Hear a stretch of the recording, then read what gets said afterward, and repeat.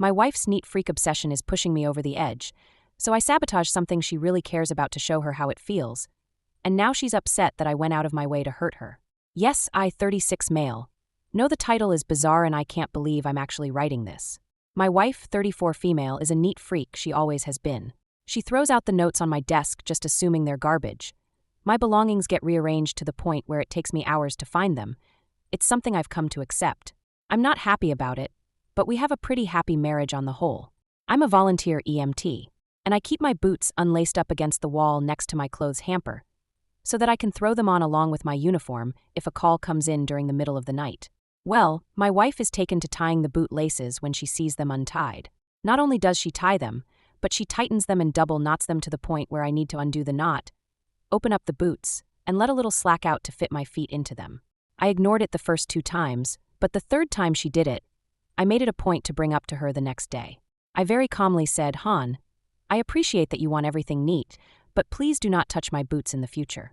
Time is of the essence when I'm going on a call, and at 2 in the morning, I don't have the time to unlace them and open them up. It's not just a minor inconvenience, it's people's lives, so I would appreciate it if you left them alone." She rolled her eyes, said I was being dramatic, and that she wouldn't help me out by keeping my things neat in the future. Well, she never stopped. No matter how many times I've asked her, told her, begged her, she just laughs and says, "Well, you know how I am." The other night a page went out for a CPR in progress. I went to throw my boots on and they were, once again, tightened beyond recognition. So I'm sitting there on the edge of the bed, cursing, trying to get my boots open, and fumbling due to the stress of the situation. My wife opened her eyes, groggily looked at me and asked, "Don't you need to go on that call?" I know I was in the wrong here and I regret it. I slammed the boot into the ground and yelled, "Yes, I do. I would have been out the door 5 minutes ago. Except some stupid mother effer effed with my goddamn boots again." My wife got up without another word, walked into the bathroom and slammed the door.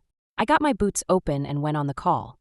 By the time we arrived, the police had gotten her back, so I didn't have to do CPR, but I was sweating and shaking thinking my delay could have cost a life. I got home and my wife wasn't talking to me. She ignored me the entire day until we finally sat down and talked. She said I had scared her with how angry I got, that she thought I was going to hit her, and she didn't know I was capable of getting so angry. Note, I have never raised a hand to her, nor have I ever yelled at her before. I am absolutely not a violent person in any way, shape, or form. I apologized for yelling at her and acknowledged that I hadn't meant to snap at her. I was frustrated with the situation as I needed to get to the person in need of CPR as soon as possible, and it was a delay that didn't need to happen. I once again pleaded with her not to touch my boots because lives were literally on the line. She told me that if I was going to overreact and make her afraid, then she would never touch my boots again because she didn't want to live like that. Last night, before I got into bed, I had a sinking feeling, so I went over and checked my boots. I was very disappointed to find them tightened up again, so I decided to show her how it felt. I went over to her closet and pulled out her running shoes. I unlaced the shoelaces on both of them, removed them from the shoes completely, curled them each into a little coil, put them inside the shoes and put them back. I then went to sleep. At 6:15, I was woken up by my wife screaming, "How could you? Why would you do this?" holding up both laceless shoes with tears in her eyes. My wife likes to go for an early morning run and I knew she would want to get out the door as soon as possible. I smiled and said, "You know how I am. I just like things neat." She continued sobbing and walked out of the room. So by the time she was all laced up again, it was raining, so she missed out on her run. I actually feel pretty terrible about that because I really only wanted to delay her, not ruin her plans completely. At this point, she's alternating between crying that I went out of my way to hurt her and ignoring my presence. I acknowledge that what I've done has been pretty childish and not at all constructive. "I just don't know what to do," she said through tears. "You admitted you were totally in the wrong for yelling at me, and then you turned around and took it out on me in a different way. What is wrong with you?" The problem is, to her, an apology means taking on 100% of the fault. When I apologized for blowing up, she took that to mean she was 100% in the right and that my feelings were completely unjustified. So at this point, I haven't apologized for ruining her run, because she'll take that to mean that she wasn't wrong to touch my boots. I've tried to have these discussions, but it's in one ear and out the other. We have such a good relationship otherwise, but I feel like this issue has reached a tipping point, and it's going to continue to result in arguments until we resolve it. How do I make things right with my wife, while still letting her know that I won't tolerate her disrespecting my property anymore? Edit. Wow. This blew up. A couple things to address points that keep getting brought up. 1. My wife has never been diagnosed as having OCD. As an EMT, I'm very careful about labeling someone as having a disorder, as I don't have the proper qualifications to make that diagnosis. I do agree that it's time for her to see somebody, get a proper diagnosis, and address these issues. My boots lace up in the front and zipper on the side. They're not a full unzip, but rather an unzip to open them up a bit. The way my wife is tying them makes them impossible to get on even with the zipper down. They're weatherproof and great for standing on rough terrain or the highway after accidents. They're only about a year old and were actually a gift from my wife. I've not considered Velcro before. I'm a bit hesitant to do that, as I don't know that they wouldn't catch on things or wear out quicker. Yes, I've tucked the laces in, but she still tied them up. 3. This is a bit of compulsive behavior on my part. I don't leave my boots in the garage because my mother was a smoker growing up, and that's where she would smoke. So I would end up with ashes in my shoes and having them reek of tobacco after. So I developed a habit of wearing them into my home. Also, if I leave them there, they're likely to get moved someplace safe where it will take me even longer to find them. Putting the boots in the closet, she found them and tied them. Putting them under the bed or out of sight, they were found, tied, and moved to the closet. 4. I honestly believe that a footlocker or any other kind of box would get moved to where I would have to wake her up to find it. If it's locked, then my keys are likely to go missing. For some reason, sitting on my dresser is not appropriate, but in the pocket of a jacket downstairs in the closet is. 5. I am likely going to start putting my boots in the car, though I had to laugh at the people suggesting decoy boots. As much as it may seem like it, I'm not living in a spy versus spy cartoon. 6. I am a volunteer EMT. We respond from home. We don't have sleeping quarters, and I work the overnight shift, so I sleep during my shift, get out of bed when a call comes in, drive to the building, and take the ambulance to the scene. This is typical of volunteer organizations. Paid EMS is more likely to have sleeping quarters, or even require EMTs to be in the truck throughout their shift. Community-based EMS is more likely to take 911 calls and respond to emergencies whether paid or volunteer. Private EMS is more likely to take transport requests such as to or from dialysis or chemotherapy, as well as hospital to nursing facility discharges. 7.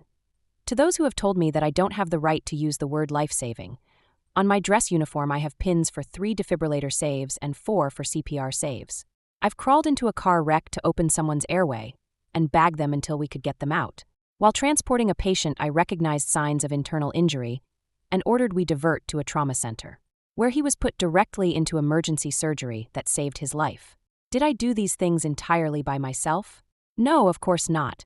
I would never claim that I was the sole reason someone lived. However, I am, at my very basis level, a vital link in the chain or survival. So while I can't claim complete credit for any of the things I've done, I would certainly put a lot of blame on myself if someone didn't live because of something I failed to do. 8. I have a full-time job that I work August 5th Monday to Friday outside of EMS. That is why I volunteer on the night shift. My wife works as a payroll manager for a mid-sized office. I earn about $10,000 a year more than her. We've been married for 2 years. While I lived on my own before we were married, she didn't move into the apartment until we got engaged. So I think to her that was my place, not ours, and she didn't really touch my things. I was with another EMS organization until we moved to a new town after our engagement. When we bought the house, I joined the local volunteer squad as an EMT. My wife regards my job as part of my identity, while she sees the EMS as something I volunteer to do. She would say, "This is my husband, he is job title, not this is my husband. He is an EMT. Update. I've gotten a few requests for an update, but didn't want to post until I felt like I really had anything to say. A lot has happened in the past 2 weeks, so I'm going to try to go over it as best I can." My wife and I started talking again. We had a very serious conversation, and I did apologize for what I did to her running shoes. And then I told her I had to speak some truth, and I wanted her to promise me that she wasn't going to roll her eyes, interrupt me, scoff, or get sarcastic with me, which she did. I told her that I was not kidding about my boots, that while most of the time I caught geriatric transports, falls, and nausea, there were instances where response time was of the essence, and I didn't have time to play around with my boots in the middle of the night. I told her that there have been times when my intervention has been critical in saving a life, when my training has helped me recognize an underlying emergency, or when a call I made ensured that a patient was prioritized upon arrival at the hospital. I explained that a lot of the crap I see, I don't tell her about because I don't want to give her nightmares or make her worry about me. She actually listened and didn't dismiss what I had to say. She responded that she was trying to help by keeping things neat. I responded, but you're not. Sweetie, I'm not trying to be mean, but you're not helping. You're hindering me. One day it may be the difference between life and death. I need you to not touch my gear. It's where I know where it is. It's where I can easily find it in a short amount of time. And if you move it, you are impeding an emergency response. I don't care if it looks neat. It serves a function, it doesn't look pretty. If you want to help me, please leave my gear where I put it. A few nights later, I had my friend Officer Rich come over. Officer Rich was one of the 2 cops that did CPR on the victim that night. The 3 of us sat on our deck and had a few beers. He talked about getting there, doing CPR, giving Narcan, waiting for the ambulance and getting her back shortly before we got there. He then pulled out a few photos of car accidents that I had worked. He showed them to my wife and pointed out, this car went into a tree. Your husband crawled into the wreck, put a collar on the driver, and stayed in there giving him oxygen until we could get him out. Your husband pulled a 3-year-old out of this wreck. Your husband recognized that the driver had a stroke and took her to a stroke center, which likely saved her life. After that, I told her I had something I wanted to show her, and I asked her for the same promise I'd asked earlier. When she agreed, I showed her a video on YouTube of a police body cam from an odd. This video showed how critical time is in getting someone back, and the training someone goes through in order to give the drug, do CPR, and utilize an AED. I told her, I'm not trying to attack you, I don't want to have a fight, but I want you to understand what I go through. That I hope every call I go on is transporting a boo-boo. Because otherwise it means that if I don't do everything right, someone could die. If I don't get out that door as quickly as possible, someone could suffer brain damage while they're waiting for me to give them oxygen. If I'm upset and shaking because I had to waste time opening my boots, I might miss something critical and someone might not make it. She acknowledged that she understood and told me she hadn't really thought about the danger of what I'd do until the other night when she saw the photos of the wrecks. I told her that I think she is OCD and needs to see a therapist because it's hurting our marriage. I listed examples of her throwing important things out, moving things without permission, and messing with my gear. I offered to go together and said I'd be willing to work on things together. After I pointed out the pattern, she agreed that it was time to speak to someone. She wants to think about whether she wants to go together or go by herself, but she has promised me that she's going to try to change her patterns. I brought up her saying she thought I was going to hit her, and she acknowledged she'd been with guys who flew off the handle with little provocation and scared her. That she'd never seen me get that angry, and it triggered her because she didn't think I was capable of blowing up like that. She's been very emotional lately and has been going through mood swings. She's been worried about me going out on calls. The other day she started crying and said, I hope you know how much I appreciate what you do. Knock on wood, since we had the big talk, she hasn't touched my boots. Is everything resolved? Not by a long shot, but she seems to have a new appreciation for what I do. Thank you for all of your responses. I wound up not showing her the thread, because a lot of it was pretty harsh towards her.